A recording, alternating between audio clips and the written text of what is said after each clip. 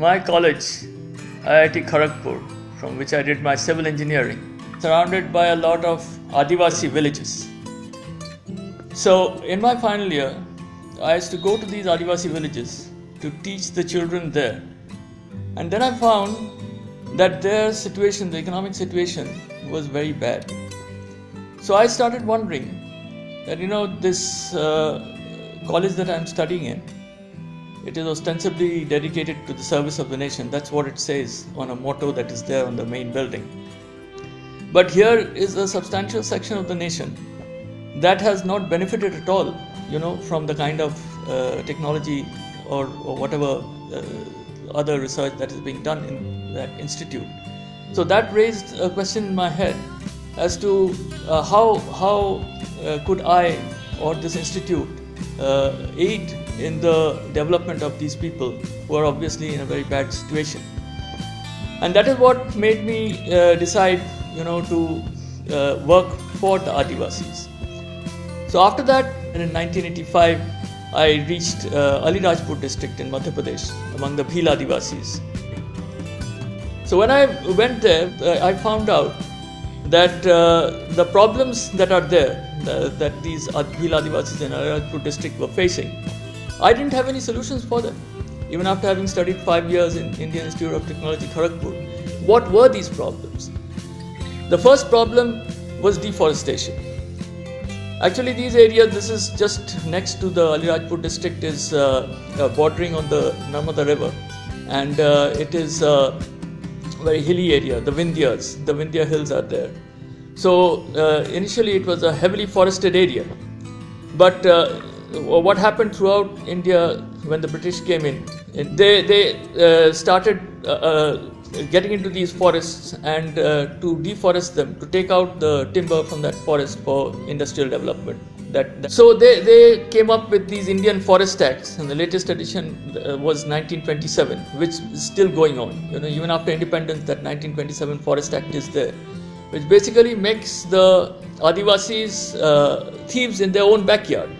Adivasis traditionally, they have lived a subsistence lifestyle, which has taken into account the fact that nature has some limited resources. It can't be exploited indefinitely.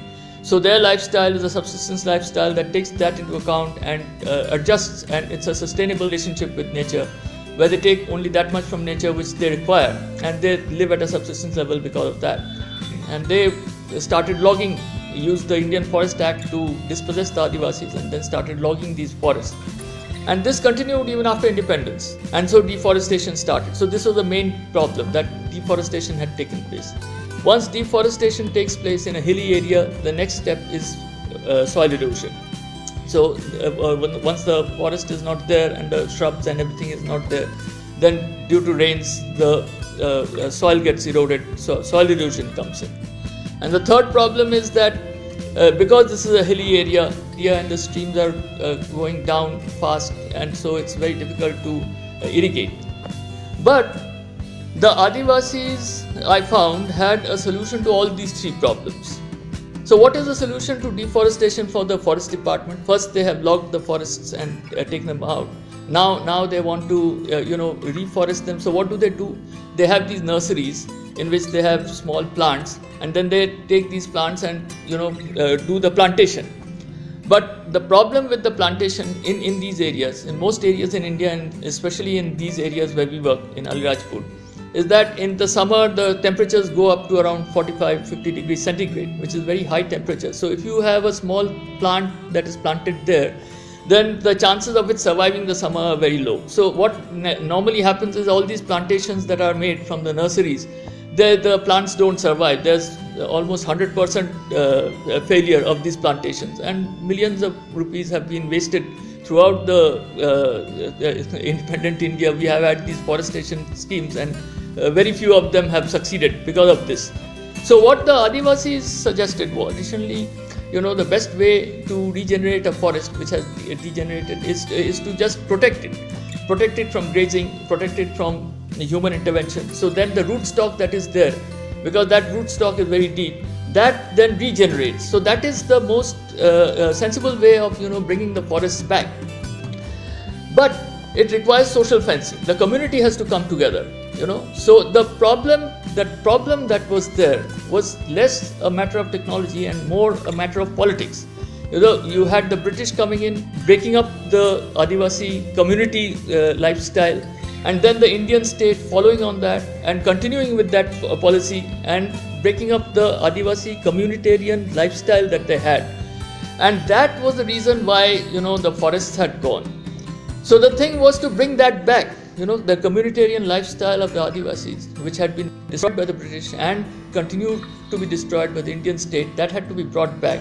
The Khedut Mazdoor Chetna Sangath, the organization, the trade union that was formed of the Adivasis from discussion, to bring back this communitarian culture, which in their own culture they call it khas. This communitarian custom that is there of people coming together and doing this kind of communitarian work, and it's not restricted to just protecting forests or doing soil conservation work.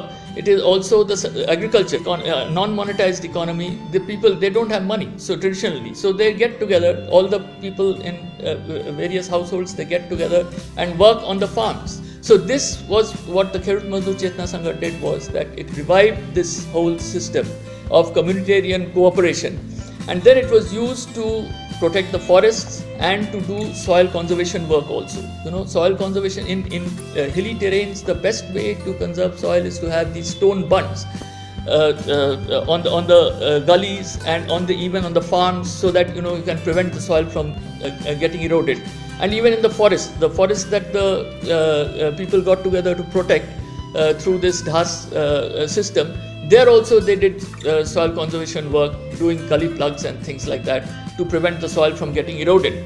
So this whole process was revived as a consequence of people getting together and standing up against the state.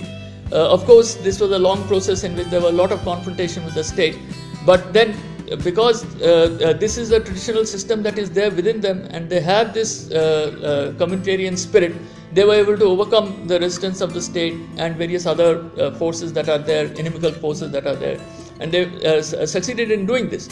And the third part is the irrigation. Now, the irrigation in a hilly area, they have ingeniously used the terrain to irrigate their farms. So this is called the part system. The traditional name for that is a part system. So in this, what happens is that in a particular village, the stream that is going through that village, they will go say 4 or 5 kilometers upstream the village where their farms are, and they'll construct a weir on that stream. That they'll bund that stream using stones and mud and divert the water onto the side into a channel, which is called the part. Now this channel, the diverted water channel, it has a lesser gradient than the gradient of the stream. The stream, because it's in a hilly area, has a high gradient. The gradient of the part, the channel that they have diverted, that will have a lesser gradient. Over a distance of some 3 to 4 kilometers or 5 kilometers, there'll be a difference between the height of that channel and the stream, and this channel will reach the farms of the people in that village. But this is not as simple as it sounds, because you have to find out that particular spot upstream where you can, divert that channel, divert that water so that it comes to your village. And these people don't have dumpy levels and all that we civil engineers normally use, to find out the gradient and the height difference and things like that, or distance measurements and all that. They have everything is in their head, and they don't. Traditionally they don't have any numeracy skills. They can count only up to 20, and obviously they don't know trigonometry and things like that. But just from their intuition, they have used this method and they have brought this water. So this is by gravity. The water is coming by gravity, so there's no energy involved in that. So traditionally, without use of energy, they could, irrigate their fields. People who are living close to nature, over the centuries, they have perfected these systems, which are intuitive systems, which can take advantage of whatever is the local terrain and improve their general ecological situation and their livelihoods also.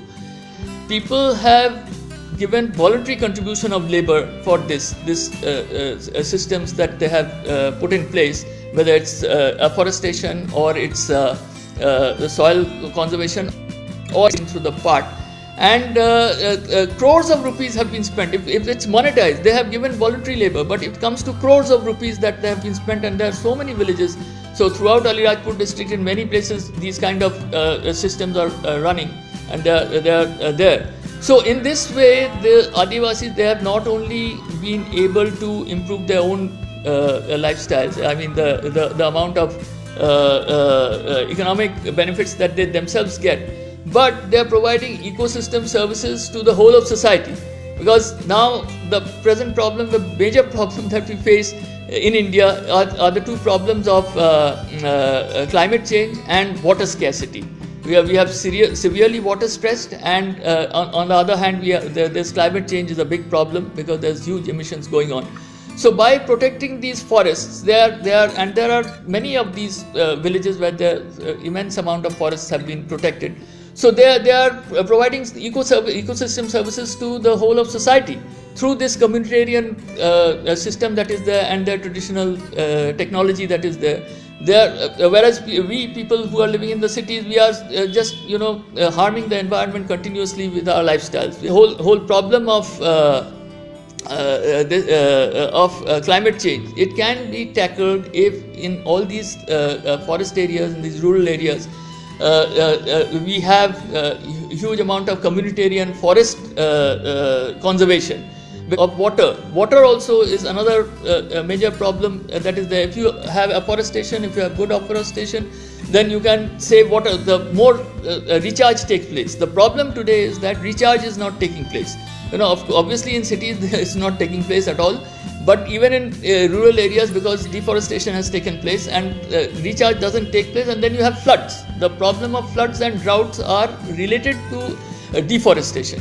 If you have afforestation, you can increase natural recharge, and that then reduces the floods. The problem that is taking place, that every year we have so much floods, that is because of deforestation. So instead of having big dams and all that, and that was another part of the whole thing, that this whole process that has taken place in Khedut Mazdoor Chetna Sangath, it has been part of the struggle against the Narmada dam also, Sardar Sarovar Dam. So, which is another environmental disaster. Best way to do water resource management is to go from the ridge to the valley.